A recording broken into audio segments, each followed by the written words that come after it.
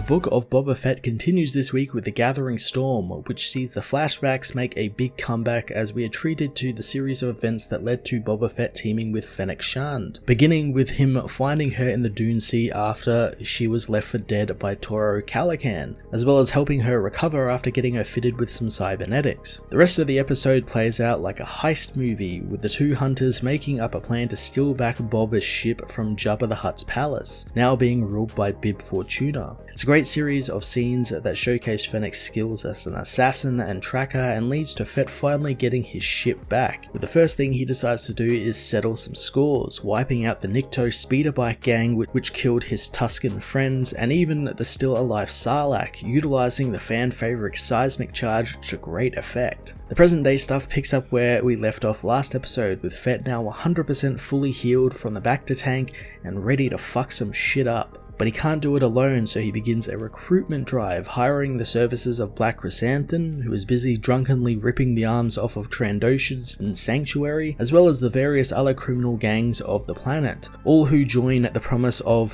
Fett ridding Tatooine of the Pike Syndicate and returning the things to the ways of old, where the gangs made credits hand over fist. The episode also promises some big things coming next episode, and if the familiar musical cue in the end was anything to go by, I think we'll be getting to see a certain Mandalorian show up. The mods also make another appearance after last episode, letting us get another look within the really interesting cyberpunk-influenced subculture of Tatooine, and it also led to a really neat cameo by musician Thundercat, who was the cybernetically enhanced surgeon. The Gathering Storm does a great job answering people's nitpicks about the first 3 episodes, and while many of us that use logic to dictate where the show was headed, it just pretty much seals it in carbonite that Fett had decided to stop doing bounty hunting since he's just sick of working for idiots all the time, which is fair since he did work for his fair share of idiots, instead wanting to work for himself, and not only that, but also show how finding a family with the Tuskens,